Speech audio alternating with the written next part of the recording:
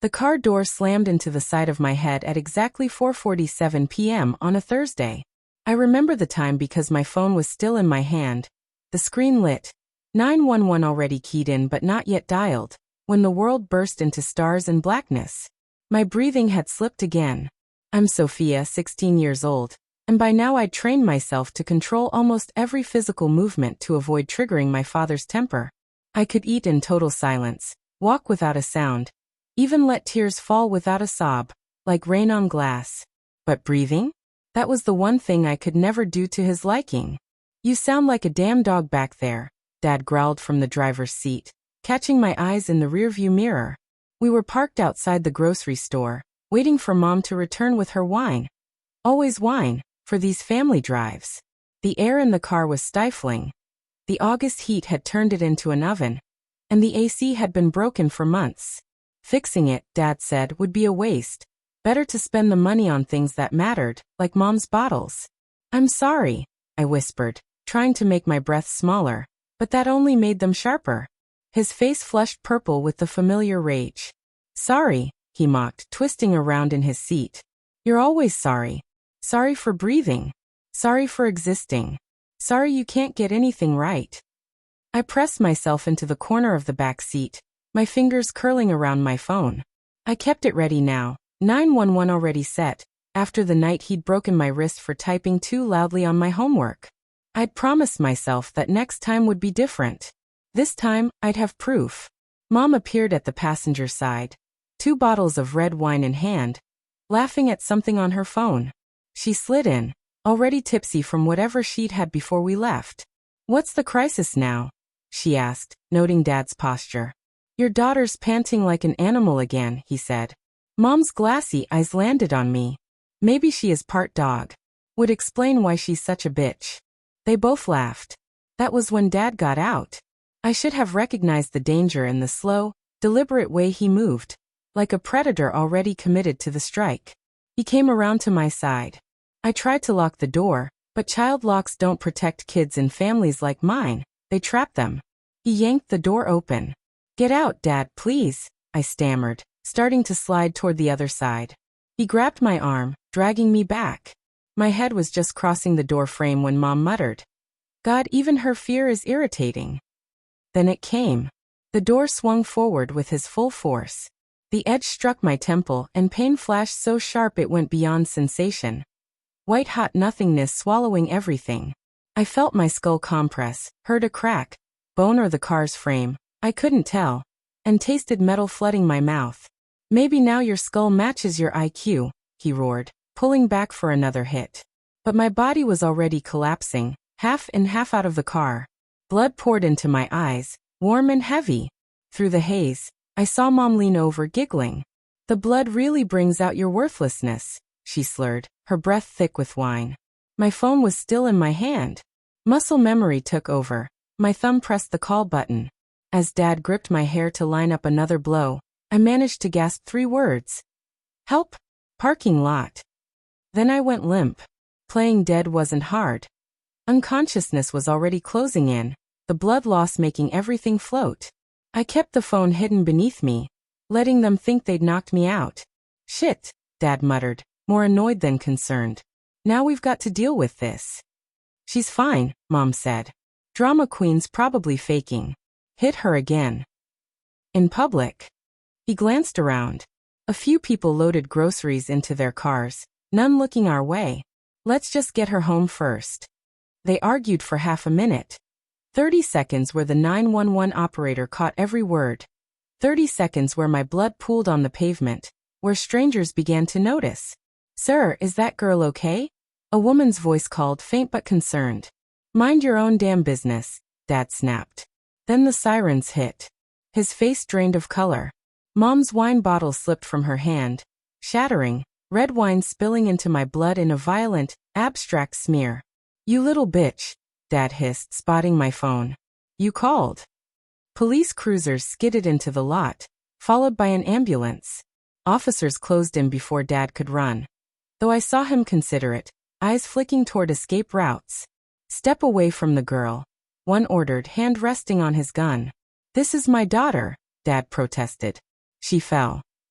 She'd always been clumsy. That was nothing new. Sir, step away now. The EMTs rushed toward me, and only then did I find my voice. He slammed my head in the door. I whispered to the female EMT, holding my neck steady on purpose, because my breathing was too loud. Her gaze landed on the wound, perfectly shaped like a car door, with the weather stripping's imprint swelling on my temple, and her face hardened. "We've got you now, sweetheart. You're safe." As they lifted me onto the stretcher, I caught the sound of a 911 call playing on an officer's phone. My breathless gasp, "Help, parking lot," followed by my father's voice, cold and clear. "Now we have to deal with this." My mother's drunken suggestion to hit me again. Their back and forth about waiting until we got home. "That's attempted murder," one officer said. Another pointed out that the recording proved they had planned the second attack. They arrested Dad on the spot, fear overtaking the purple rage in his face. Mom tried to feign victimhood, blaming alcohol for her inaction, but she was arrested too. Accessory to attempted murder, child endangerment, failure to protect. At the hospital, Dr. Martinez documented every injury with careful precision. The skull fracture that could have killed me if struck again, the traumatic brain injury that would require close monitoring, and the evidence of old abuse. Healed arm fractures, scars across my back, lasting damage that told years of a hidden story. "That 911 call saved your life," she told me. "Not just because help came, but because it caught every word. Their own voices will convict them." 6 hours later, my Aunt Sarah arrived after driving from 3 states away. One look at me and she broke down. "I knew," she cried. "I suspected for years, but your mom always had an excuse, and you never said a word." "He told me no one would believe me over them," I said, my voice heavy from the concussion. "They were respected. Dad ran a business. Mom was on the PDA. Who would believe they tortured their daughter for breathing?" "Everyone," Sarah replied firmly. "Everyone who hears that recording." 8 months later, the trial began. The scar along my hairline was nearly invisible, unless you knew it was there. But the real proof was in that 2-minute recording. The prosecutor played it for the jury. My gasp for help, their talk of more violence, the callous decision to wait until we got home to continue the beating, Mom's drunken laughter about my blood proving my worthlessness. Dad's lawyer claimed it was a moment of lost control, an accidental door slam. But the medical evidence told otherwise. The force, the angle, the door's imprint in my skin, all deliberate. "This wasn't discipline gone wrong," the prosecutor said in closing. "This was attempted murder. He tried to crush his daughter's skull because he didn't like how she breathed. And when he thought he'd succeeded, his only worry was avoiding consequences." Mom's lawyer leaned on alcoholism as a diminished capacity defense. But the recording captured her urging him on. And her long history of covering past abuse showed her complicity. When it was my turn for the victim impact statement, I stood carefully, my balance still fragile. I looked at Dad. "You tried to kill me for breathing," I said. "The most basic thing a human does, and you found it offensive. But every breath I took was defiance. That 911 call? That was me breathing my truth into the world." Then I turned to Mom. "You laughed while my blood hit the ground. You turned my potential death into entertainment. That wine you spilled, it mixed with my blood on the asphalt. The crime scene photos prove it. You literally toasted my attempted murder. And everyone saw it." Dad was sentenced to 25 years for attempted murder and aggravated child abuse. Mom got 15 for being an accessory. Both lost all parental rights. Dad's business collapsed within months as the case spread through town. The woman who witnessed it testified, too. She'd started filming after Dad cursed at her, capturing me unconscious, bleeding, while they argued about covering it up. Her words sealed the verdict. Now I live with Aunt Sarah. She's helped me through physical therapy, the night terrors of feeling that door swing toward me, the panic attacks triggered by a car door closing too hard. But I'm healing. I breathe as loud as I want now. Deep, full breaths that prove I'm alive. Sometimes I even record myself breathing, just to remember the sound is not offensive. It's the sound of survival. The scar on my temple is now a faint white line, and I don't hide it.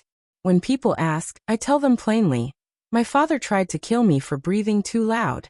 But I stayed alive long enough to call 911. That call, 2 minutes and 13 seconds, changed everything. I've never listened to it. Living it once was enough.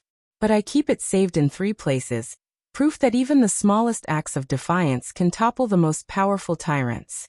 Today, I volunteer at a teen crisis hotline. When scared kids whisper into the phone, afraid their parents will hear, I tell them the same thing. Keep breathing. Keep your phone close. Document everything. Your breath isn't too loud. Your existence isn't too much. Your truth deserves to be heard. Dad thought crushing my skull would silence me. Instead, that recording will follow him forever. Every parole hearing, every appeal. Slam her again. His own words. He was right about one thing. My brain was damaged. The TBI left me with processing issues and migraines. But my IQ actually tested higher afterward. Surviving attempted murder can be a powerful motivator. Last month, I graduated valedictorian. In my speech, I spoke about the power of breath, of using your voice, of refusing to be silenced. I didn't name my father, but everyone in our small town knew. They'd followed every moment of the trial. The door slammed against my skull when I was 16. Now at 18, I'm going to college on a full scholarship, determined to study law. I want to be the prosecutor who plays those recordings, who shows those photos, who ensures every parent who harms their child for breathing is held accountable. Because breathing isn't a crime. It's a revolution. One inhale at a time.